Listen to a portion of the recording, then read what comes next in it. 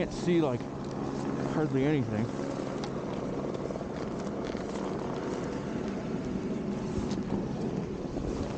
That moment there on the side of the mountain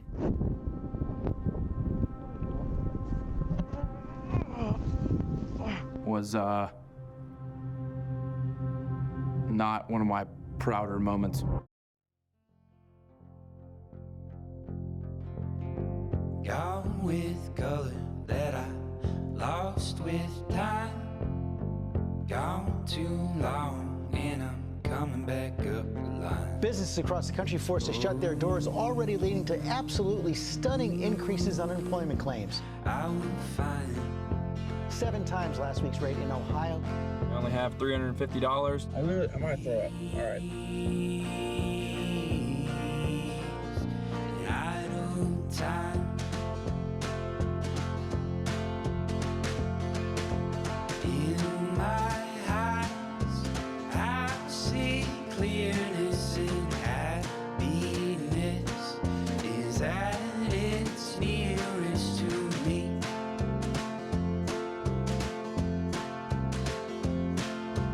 The next year be our greatest and what we want won't hesitate on us.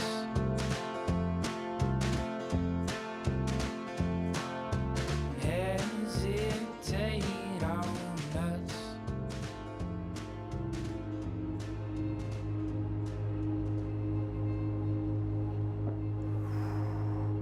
So during the COVID-19 pandemic, much like a lot of people, I was struggling mentally, physically, financially.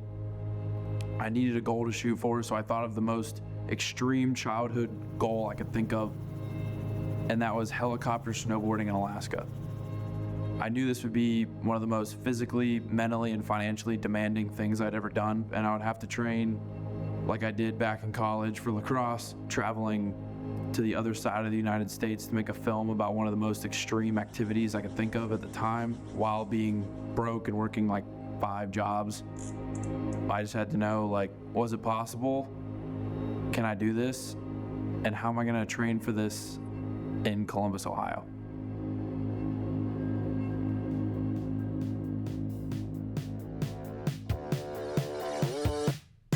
I Am Legend, Batman, Harry Potter. Like nothing makes sense or really anything. I started making videos in my basement with my best friends when I was like 12. A lot of them were parodies of some of our favorite shows. I Am Legend, Drake and Josh, The Bikini Island, Joe Sickle. Those videos those boys made in the base, that's all they did. They were down in the basement making props, and I don't even know. They made a disaster out of the basement. I think they were bad in that the plots had some holes in them, and a lot of times the stories would get away from us.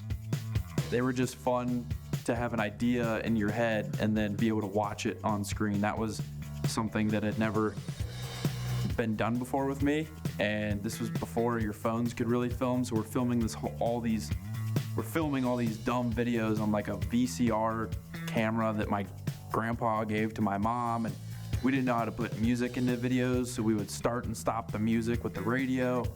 It was a mess, but that was really what catapulted my love for filmmaking into high school, college, and on. Drew shampoo, double the price, but it's worth it. I eventually started a film company with those 2 guys.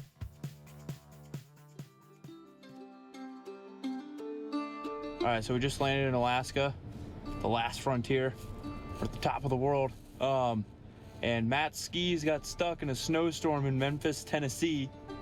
And now we don't know if we're gonna be able to get him skis, which stinks because kind of need someone to ski with me out of the helicopter. We just FedEx businessed it. It's supposed to take 2 days.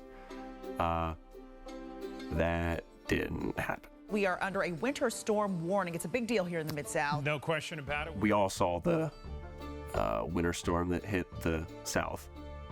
And we all saw how the South was not prepared for it. Talk about tricky travel out of B&A this week. We've seen hundreds of flights canceled. Dangerous conditions, a good reminder, very dangerous conditions. And as you can see, almost every flight reads canceled. We are really getting into the dangerous part of our morning. FedEx's headquarters is in Memphis. We just kept checking and checking and checking, looking for email updates, and FedEx was like, yeah, your stuff is still in transit in Memphis. So now we're at the FedEx store in like the middle of Anchorage, Alaska, seeing if they came through or not. The good news is he hasn't walked out yet, and he's been in there for like 15 minutes, so like maybe they're figuring it out. So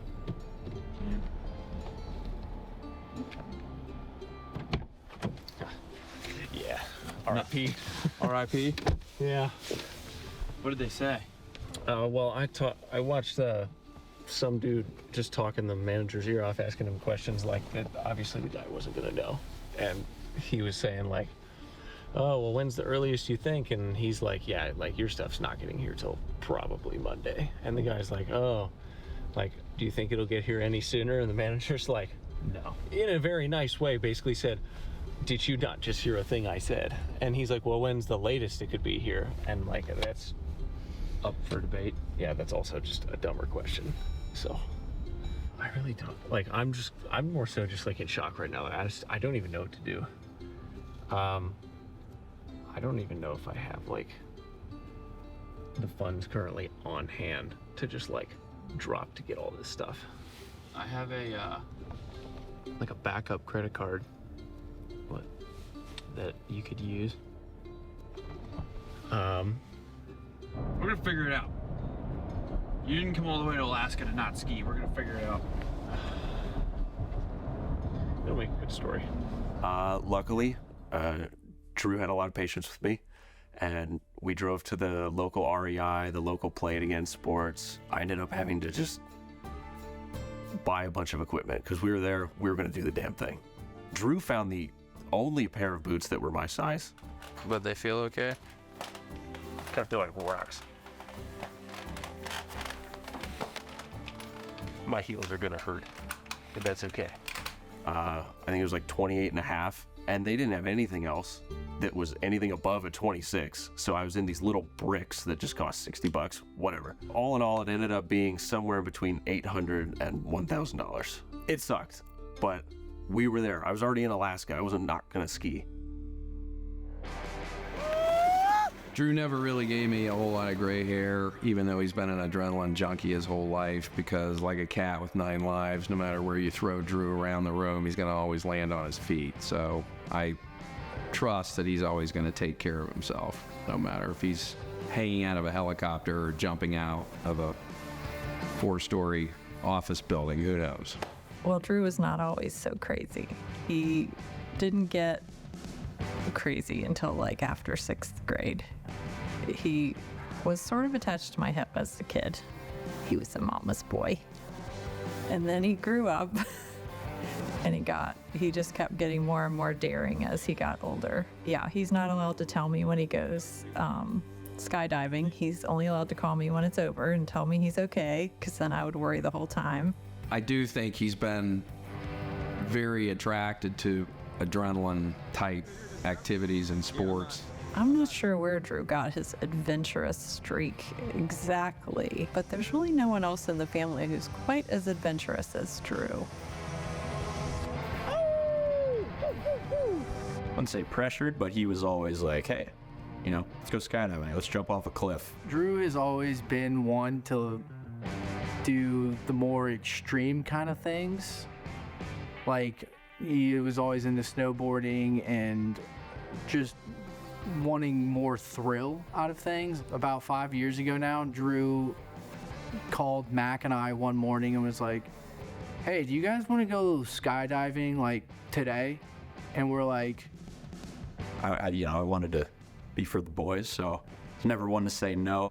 You're jumping out of a perfectly good airplane that could just, land. And I was just scared shitless and adrenaline blackout after, and I was blowing it during that process, walking out of the plane too early. But you're sitting on the edge and they just push you off.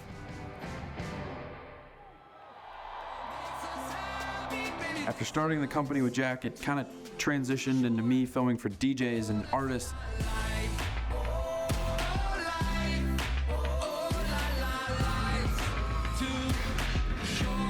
And I was the head of video for a concert promo company.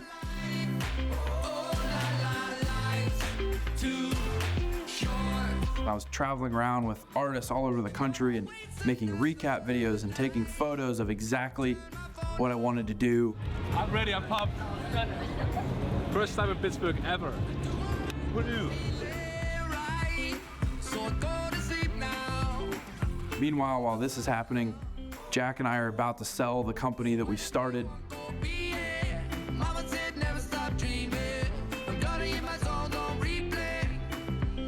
And then, out of nowhere, the breaking news, stay at home. That is the order tonight from 4 state governors as the coronavirus pandemic spreads. Major cities across the country are looking more like ghost towns. Normally bustling streets, now oddly quiet.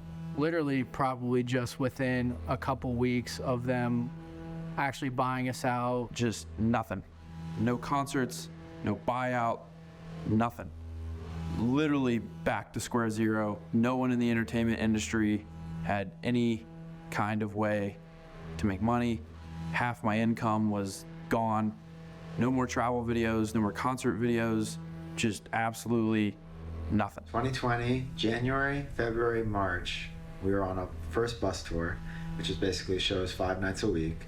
And then we finished that tour. We had one show in Vegas, one show in Cabo, and got home, and our agent just is like, everything's canceled. It was like March 9th was our last show. Yeah.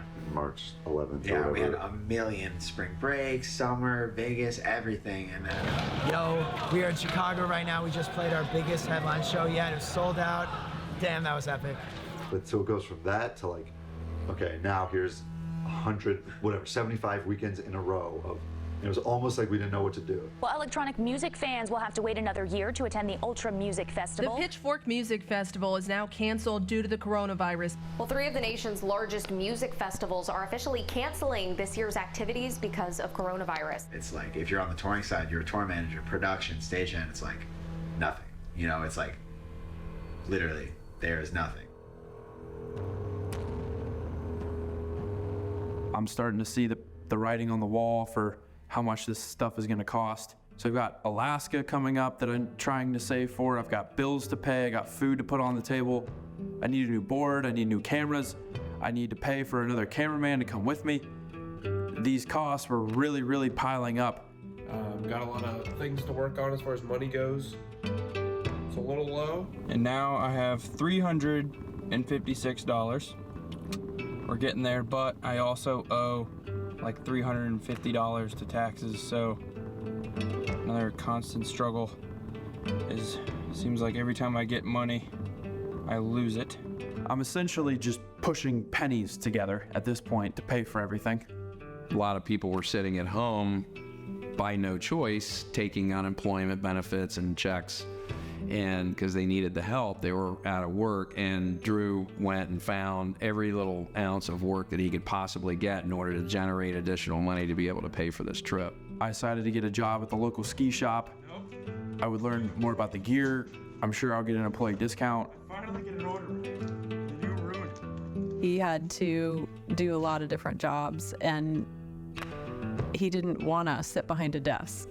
I was also working DoorDash. Another day, another DoorDash. City barbecue, painting houses, walking people's dogs, selling things on Facebook. I was working in the warehouse for my dad, cleaning floors, taking out the trash. Just anything I could do to get money to pay for this thing, I was doing. That tan line is horrible. $40 cash tip. This is definitely going into the snowboard fund. New good way to make money is DoorDash. I've made $230 and I just started a couple days ago. Not too bad. That's another way to fund this trip. On top of all that, I'm also still trying to run a company. So far, I am still very broke. Sell prints, do videos for people, and I'm thinking, okay, I'm working like 5 or 6 jobs now. Like, this has got to cover the Alaska costs, right? So fucking dumb. So sick and tired of this fucking bullshit.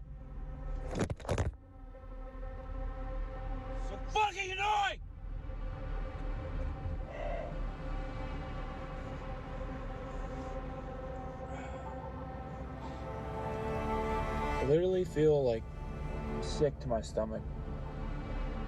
I mean, I literally feel like sick to my stomach. This is, how am I gonna come up with $400 or $4,000?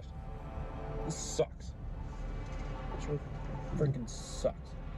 I just remember being this depressed mess every day. I had nothing to shoot for, and I needed something to shoot for when in a time where nothing seemed to be coming together. Being a former athlete and a pretty competitive dude, I didn't want to go into this and not be trained because I didn't want to fail. So I called my old trainer, Josh, who trained me for lacrosse in college. I mean, I've known Drew for a long time, and he's a pretty crazy dude. He wants to do a lot of cool things. And so as soon as he called me up, I knew right away it was something I wanted to be involved with. You know, I've trained a lot of athletes for a lot of different things. I've never trained anyone to jump out of a helicopter and snowboard on the side of a mountain. That's wild, dude. And we started training twice a week, every week, at 8 a.m. for about 6 months. My legs. They're very, very sore. We put a lot of work in. When I say we, I mean we both did, because the gym we were going to, legally you can't have an outside trainer train you. So Josh actually had to do the training with me. Being able to actually be there in the trenches with Drew, I think really helped because I was able to feel what he was feeling. That was bad. Hey, you're about toast. The workouts were actually kind of more closely related to an ACL rehab workout. No beach muscles. It was all legs, stability, getting my neck right. I've had a lot of concussions, so we needed to make sure this was set. There's a lot of evidence for sports like soccer, basketball, where you're not necessarily going out and trying to decapitate somebody, that having a stronger neck is going to help. And I viewed snowboarding as being more in that realm where like you might get jostled, you might get jarred. And so if we could do something like that to really help protect him and set him up for success, that was important because we want to make sure that, you know, Drew got back. It also makes it really hard to film in a crowded public gym. So sometimes we would have to use my garage, which we nicknamed the prison yard.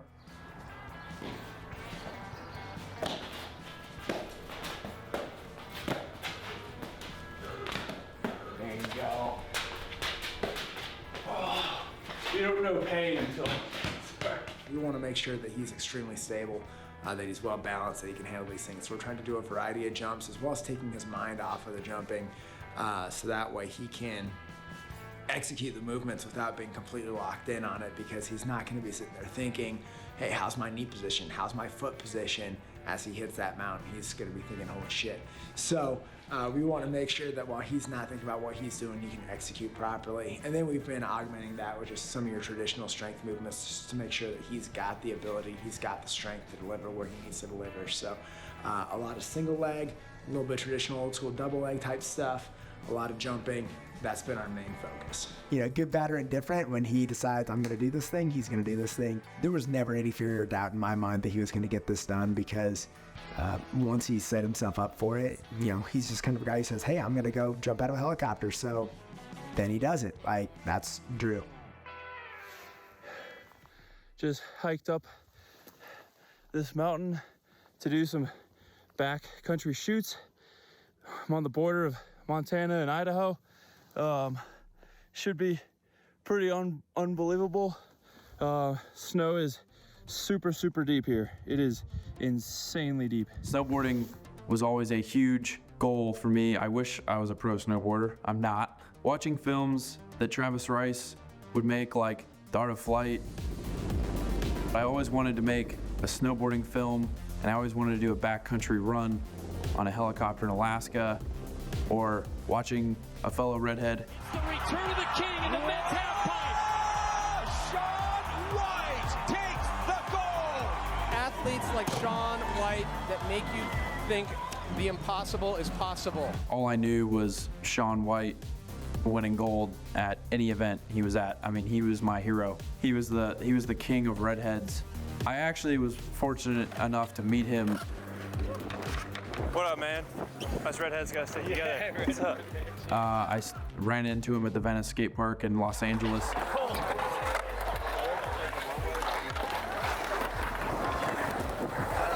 and went over to him, talked to him. He let me shoot photos of him while he was skating. I mean, that was pretty cool. Perks of working at a snowboard shop is you can go snowboarding for free. Now I can kind of train. I can go snowboard and stuff for free here, which is pretty cool. Nothing crazy, just gonna get the feet wet. This is the first run of the year, so I'm pretty excited. So we'll see what happens. But yeah, Snow Trails, Ohio, training ground for the year. Let's get it.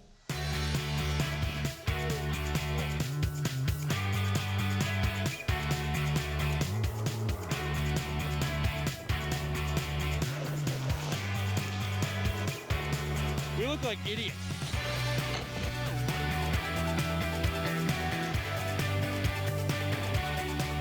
Welcome to Ohio. This is it, Actually, baby. a decent turnout. Not bad. It is snowing. Obviously not Alaska or a helicopter or anything like that, but hey, we'll take what we can get.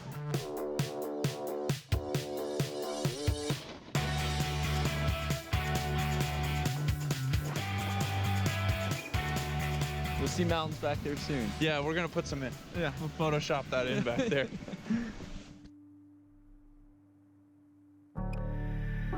So as lucky as we got with Matt's gear, we couldn't find skis at REI or Play It Again for him. So he couldn't ski with us the next day at Alyeska.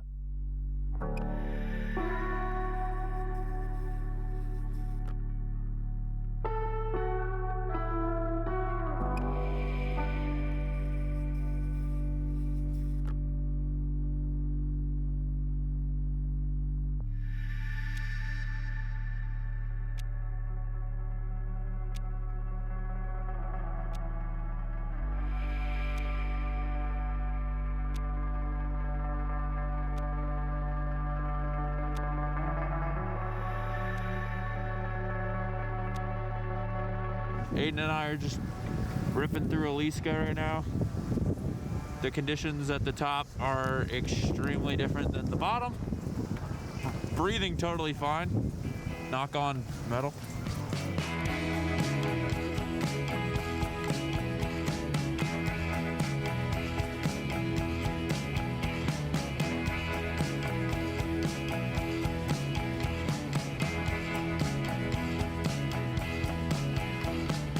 Yeah, where are you from? I'm from Columbus, Ohio.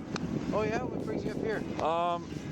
So during COVID, I had this like weird, crazy goal that I was gonna do a helicopter snowboard run in the backcountry. Yeah. So I saved for like 7 months to try to do it. Tomorrow is like the day that we're doing it. Nice.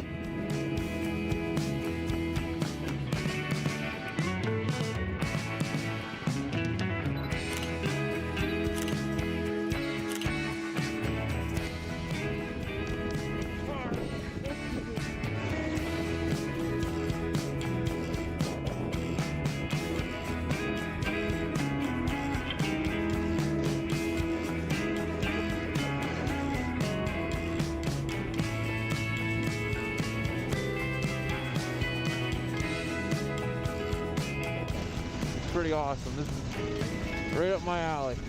It's what I wanted. I wanted some gnarly stuff. And I got it. But Alyeska, it was a great ski resort. It had everything you wanted, except it didn't really have powder at the time. You know, you gotta go to the range before you go golfing, so I figured, boys, we gotta go to a ski resort and get warmed up. I didn't wanna go in there cold feet. So we're about 50 days out from the booked Alaska trip that I haven't even really paid for yet. I mean, it's on the books and we're going, but it's not very well paid for at the moment. Awesome. Thank you. Well, it's official. February 20th, Saturday morning, 8 a.m. Perfect. That's sick. That's the plan. So if you can make it, buddy, you should. Yeah. I get a bill yesterday for $4,000. And I'm like, holy shit. I'm like crying in my car almost. I don't know if this is gonna work.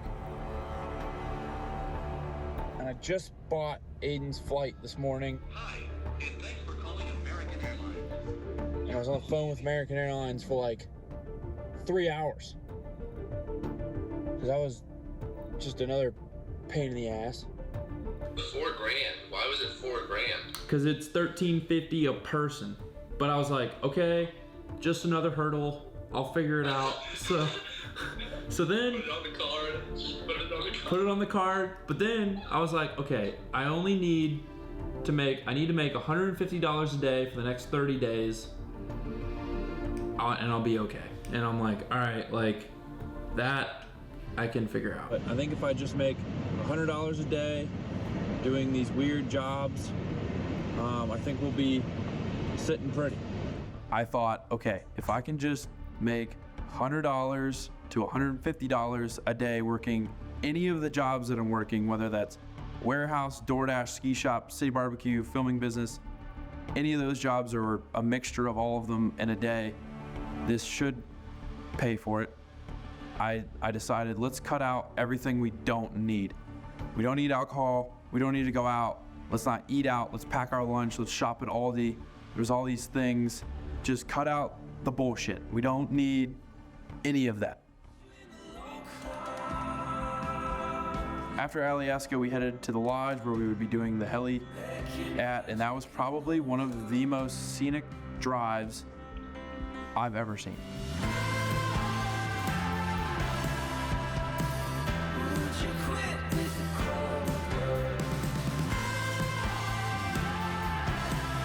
This was Alaska. There's nothing quite like it. I mean, there's just mountain after mountain after mountain.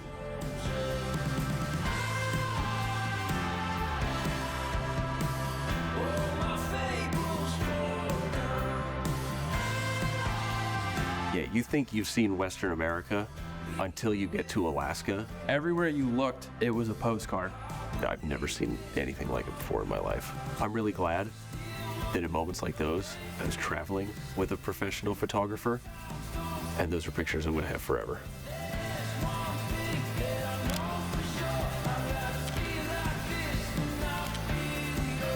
So cool. It was, I mean, a photographer's playground.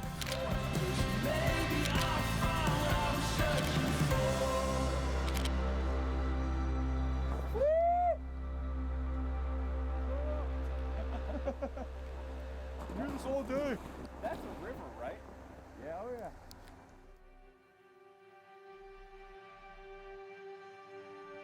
You know, there's a tracker online, which is what I looked at. A tracker? Avalanche tracker. Yeah. What did it say?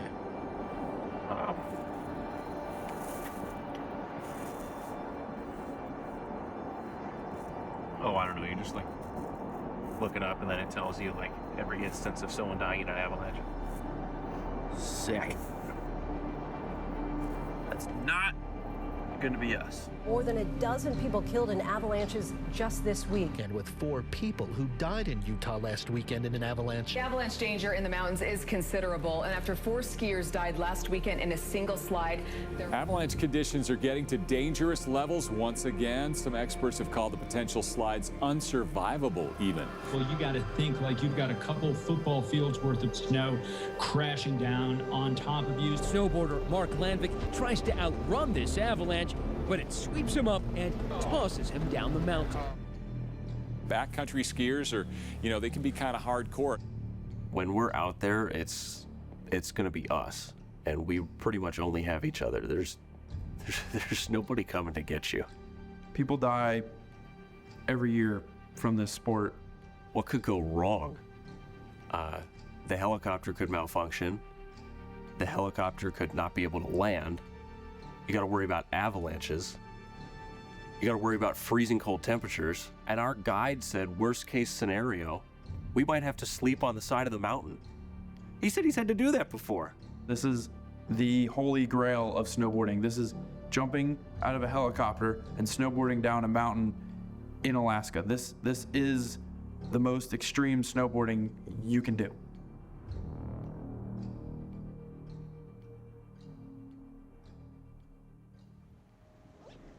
skiing and snowboarding on this hill would be like playing a par 3 golf course and then trying to go to the Masters, which would be Alaska, and play golf. I mean, it just, you're going from Little League straight to the pros.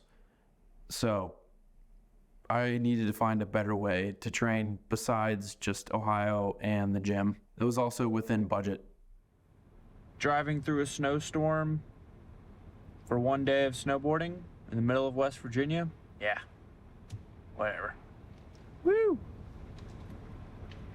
Stopping at Tim Hortons though, very hungry. Starting to get hangry.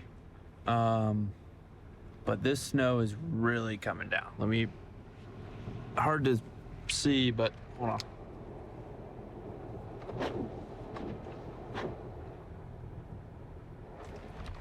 Hard to see on camera, but these flakes would be absolutely perfect right now. This is a very heavy, wet snow, Mark. I keep saying it because it's so important. It is that heart attack snow, that back-breaking snow, when you're trying to clear it off your car, clear it off your driveway, clear it off your side steps. Definitely use caution. Give yourself a lot of time. Well, after a really long drive, I mean, I went through like a snowstorm, a rainstorm, and like a fog storm. I don't even know if a fog storm is a word. I brought all my own food, so to save money and everything. This freaking bag opened up in my cooler and melted and then ruined my food. Snowshoe Mountain, I will see you in the morning. Apparently there's like a 1,500 foot vertical drop somewhere, a 4,848 foot peak. I mean, if there's actually a 1,500 foot vertical drop, I need it.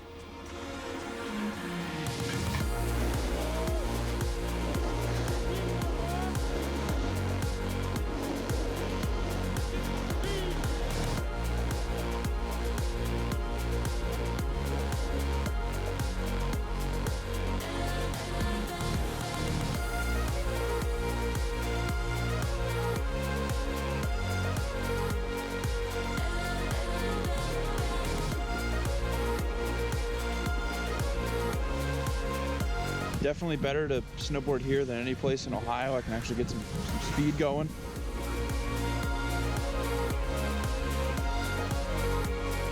It was helpful just getting the speeds down with the board, getting used to it that way.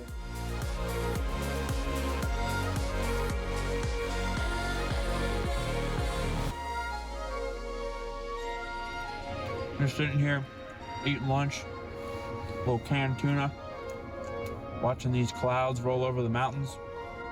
Not a bad spot for lunch. Pleasantly surprised with the view, to be honest.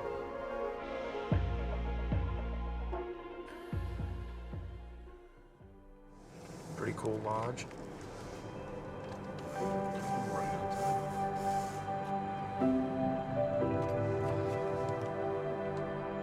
We did arrive to the lodge just in time for dinner.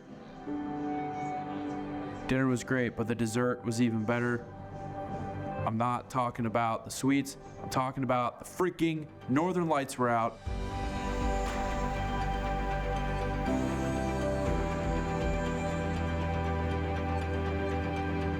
Northern Lights are out.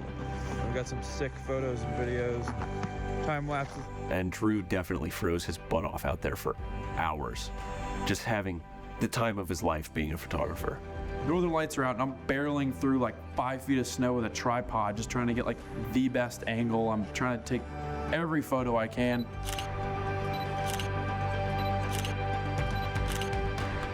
I mean, I could tell you how cold it was, but I don't think it really mattered to him. This is why you come to Alaska. So it's also like -10 degrees. Helicopter flight in the morning. Let's get it. As a photographer, is a bucket list item of itself. I mean, that could stand alone for the trip. And I got to experience that and take some of my favorite photos ever. I was very happy for him.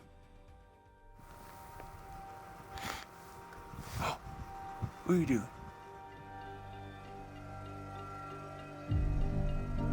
It was a nail biter of a day, the day that he jumped out of a helicopter in Alaska and decided to snowboard down a mountain. I was a nervous wreck all day.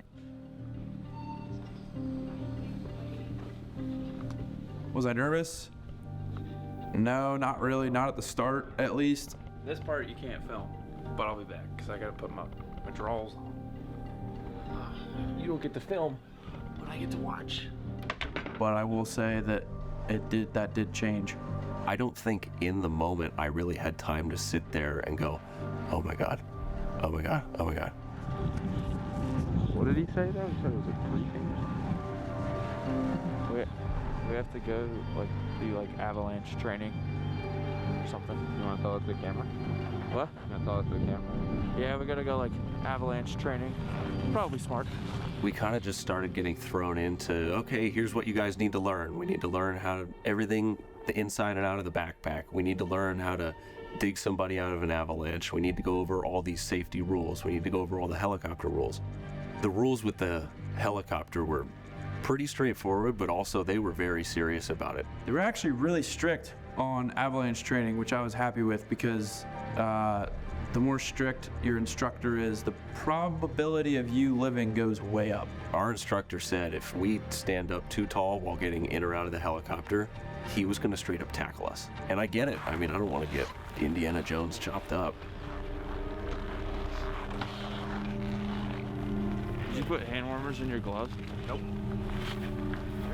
Those are pretty high end. Come on over here. About negative 20 degrees out. My phone froze over on a FaceTime call in 3 minutes outside with my grandma, but my GoPro was found useless. It froze seconds before we even took off. So they let us know full well of all the dangers that were involved. I mean, we had to sign waivers. All right. I think we're good. Nice. Are you using our gear or did you bring your own? I got my own. Cool. Perfect. I like that. Let me grab a photo of you real quick. Let's take something up.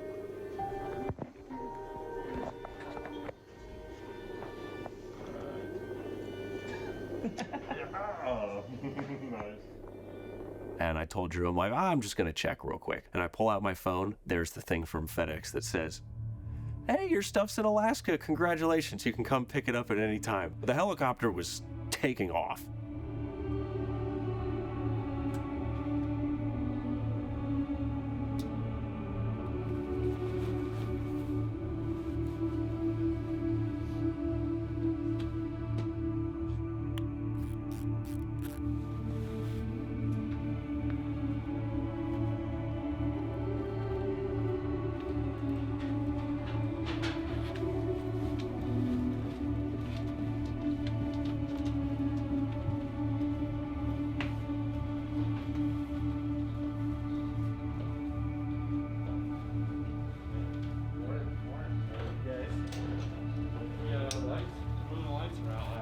All safety checks were made, backpacks were go, tracking devices, radio checks.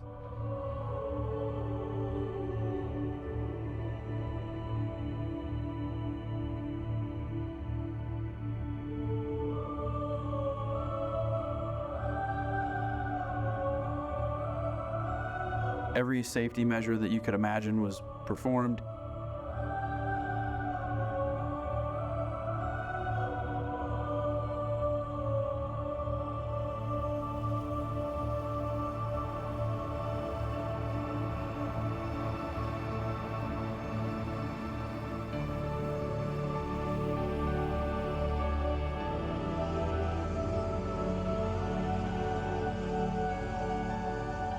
It was time to go.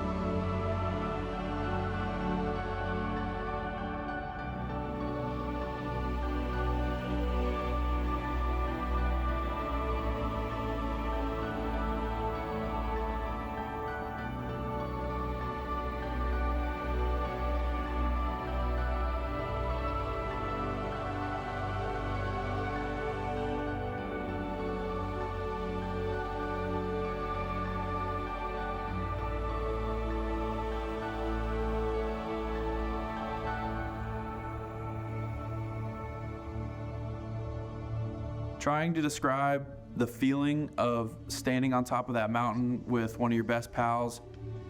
I don't think I really fully grasped what I was doing until the helicopter left us on the top of the mountain, and there's no civilization. You can't see the lodge, can't see the highway. It's like something out of a movie. It was hard to even enjoy it because I was kind of in shock that I had actually pulled this off. Yeah, we really were out of bounds. I think sometimes when you're just at the verge of extreme excitement and extreme terror, your brain doesn't really know what to do.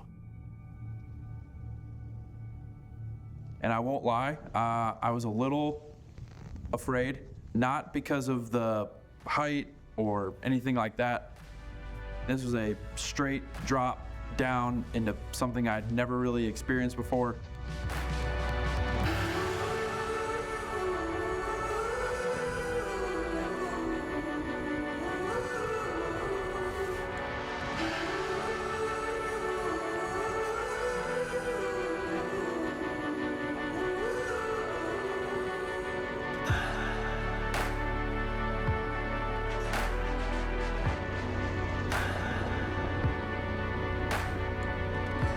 I was just laughing maniacally while going down the mountain, and I didn't think about doing it.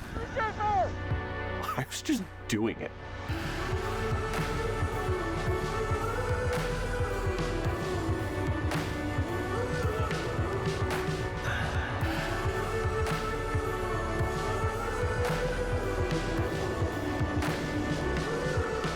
I mean, this was months and months in the making, and I had battled through the depression and the financial struggles and the physical struggles, and that was something really special, and it felt good to know that I had achieved it.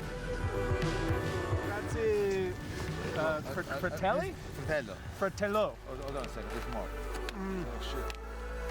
Good dark chocolate. So it's cold? No, I like it cold. Thank you very much. Grazie. This was Alaska. We were not in Colorado anymore.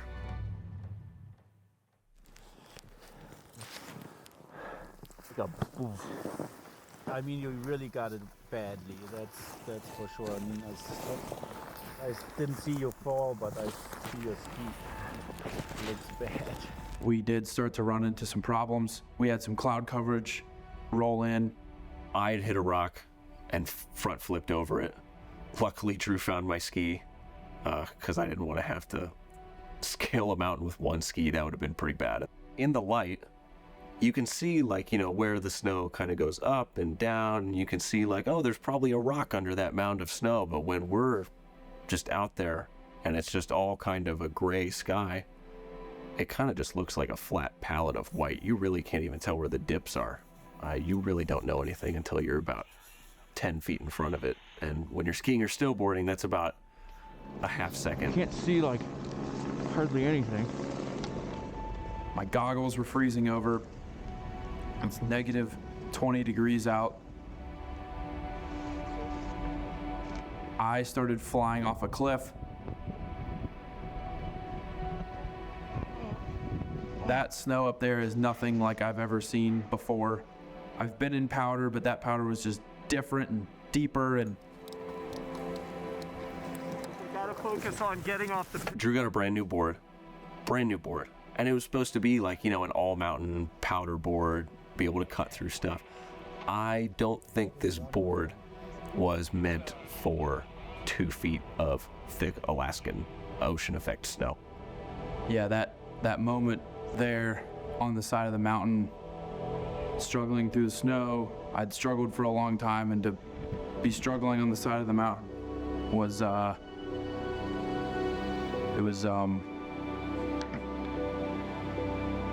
one of my prouder moments. That was hard. I didn't expect that to happen, and I had trained and worked so hard for that. So for that to happen, that was rough.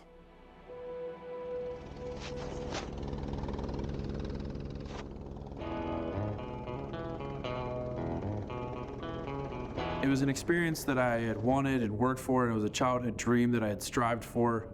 The goal wasn't to be a pro snowboarder, it wasn't to be Shaun White or Travis Rice or win a gold medal. The goal was clear. It was to go helicopter snowboarding in Alaska, save for this, work for this. I can confidently say that I did that. There were things on this trip that I'd wish I had done better and performed better at, and that's what will bring me back. But I can confidently say that I did the goal that I had set out to do, that I'd worked for, and I'm very proud to say that I did it. Would you go back if you could? Oh yeah, I'll be back. Long way from home, might as well get stoned and look up at the stars.